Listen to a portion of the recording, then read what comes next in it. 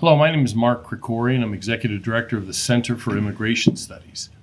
In last week's Republican primary debate, immigration came up early, but it came up in the context of the border and quickly turned into a discussion about fentanyl.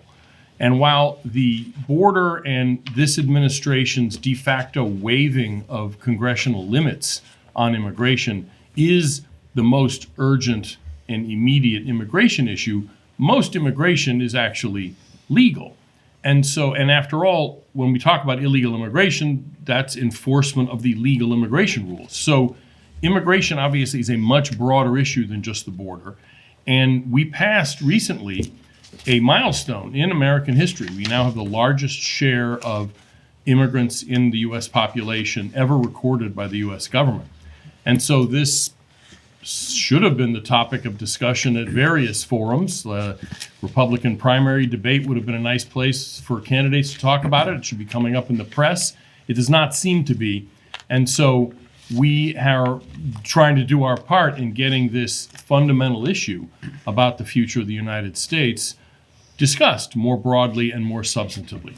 And to that end, we have three eminently qualified speakers. First, Steven Camarota, the Director of Research at the Center for Immigration Studies, is co-author of a report using and digesting and slicing and dicing recent Census Bureau data showing the large share, historically large share of immigrants in the U.S. population. Steve will be talking about his report and his findings, and then we'll have two commenters.